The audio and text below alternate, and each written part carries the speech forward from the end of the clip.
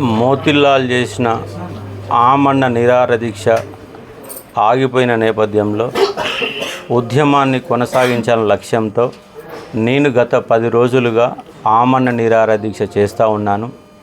కానీ నన్ను ఇంట్లో గృహ నిర్బంధం చేసి 100 మంది పోలీసులను పెట్టి బారికేడ్లు పెట్టి నా నిరాహార దీక్షను కూడా బయటికి పోకుండా, విద్యార్థులను కలవకుండా, మీడియాను బయటికి రాకుండా, నా కుటుంబ సభ్యులను కూడా కలవకుండా ఈ గవర్నమెంటు, ఈ రేవంత్ రెడ్డి గవర్నమెంటు నన్ను అష్టదిగ్బంధం చేసింది. అయినా 10 రోజుల పాటు నిరాహార దీక్ష చేశాను. ఇంకో 10 రోజులు కూడా చేయాలని అనుకున్నాను. కానీ నా ఆరోగ్యం కూడా క్షీణిస్తూ ఉంది. కంప్లీట్గా కిడ్నీ డ్యామేజ్ కూడా స్టార్ట్ అయింది. క్లీటోన్స్ మొత్తం కూడా పడిపోతున్నాయి.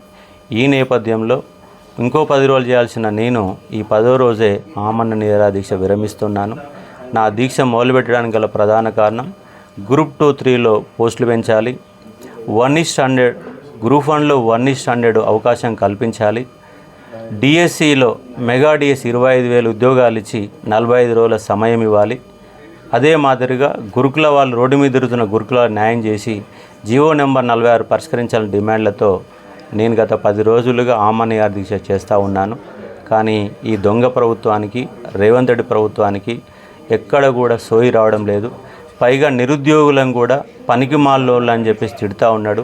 నిరుద్యోగుల భుజస్కంధాలపై అధికారంలోకి వచ్చిన రేవంత్ రెడ్డి అదే నిరుద్యోగులని అనరాని మాటలు అంటూ ఉన్నాడు.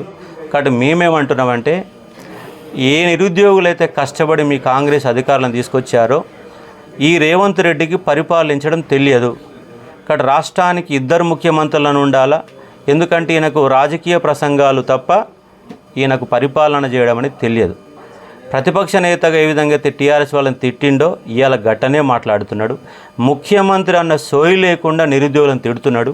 కానీ నీకు పరిపాలన రాదు కాబట్టి ఇంకో ముఖ్యమంత్రిని పెట్టుకో. ఒకవేళ నాకు రాదని నువ్వు రాజీనామా చేయి. ఎందుకంటే కాంగ్రెస్లో చాలామంది సీనియర్లు ఉన్నారు. కానీ పరిపాలన రానటువంటి ముఖ్యమంత్రి మాకు అవసరం లేదన్న డిమాండ్తో మేమైతే ఏమైతే కోరికలు పెట్టావో ఆ కోరికల డిమాండ్ కోసం నేను నిరుద్యోగులు కలిసి కొట్లాడదలుచుకున్నాను. రేపు 15వ తారీఖు నాడు ప్రజా సంఘాలు రాజారాం యాదన్న, సిద్ధేశ్వరన్ లాంటి వాళ్ళు మొదలుపెట్టినటువంటి అసెంబ్లీ సెక్రటరీ ముట్టేటిని సక్సెస్ చేయాలని పిలుపునిస్తూ ఉన్నాం. రేపు 24వ తారీఖు నుంచి మొదలుపెట్టినటువంటి అసెంబ్లీ సమావేశాలను కూడా ముట్టడి చేసి అడ్డుకుంటాం. అవసరమైతే విద్యార్థులు చలో ఢిల్లీకి పిలిపించారు. ఢిల్లీకి పోయి రాహుల్ గాంధీని పట్టుకొచ్చి ఆర్టిస్ట్ క్రాస్ రోడ్లో మళ్ళీ తీసుకొచ్చి కట్టేస్తాం. దాంతోపాటుగా ఇవాళ ప్రైవేటు ఉద్యోగాలలో 75% స్థానికులకి రిజర్వేషన్ కల్పిస్తామని ప్రభుత్వం చెప్పింది. కానీ దానివైపు అడుగులు వేయడం లేదు. కాబట్టి హైదరాబాద్ ఫర్ హైదరాబాద్ నినాదంతో రేపు హైదరాబాదులో తెలంగాణ బిడ్డలకు ఉద్యోగాలనే డిమాండ్తో మీరు రాష్ట్ర వ్యాప్తంగా మహాపాదయాత్ర కూడా చేయాలని డిసైడ్ చేసుకుంటున్నాం. మీరు డిసెంబర్ 9లోగా 2 లక్షల ఉద్యోగాలు ఇస్తామని చెప్పారు. ఇప్పటి వరకు మీరు డిఎస్సిలో 4,500 పోస్టులు వేశారు. గ్రూప్ 1లో 63 పోస్టులు వేశారు తప్ప ఒక్క పోస్ట్ కూడా ఇంతవరకు వేయలేదు. మీరు చెప్తున్న 28,000 ఉద్యోగాలు మీ కావు.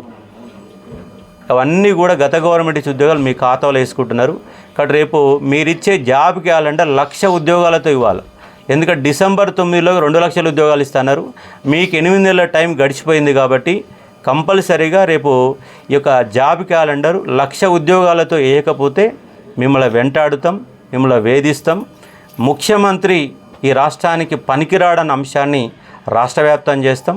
మా మహా ఉద్యమాన్ని నిరుద్యోగులతో కలిసి ప్రజా సంఘాలతో కలిసి మహా ఉద్యమాన్ని నిర్మించడానికి ఆసన్నం 8 నెలల కాలంలో స్టార్ట్ అయిందని చెప్పదలుచుకున్నాను.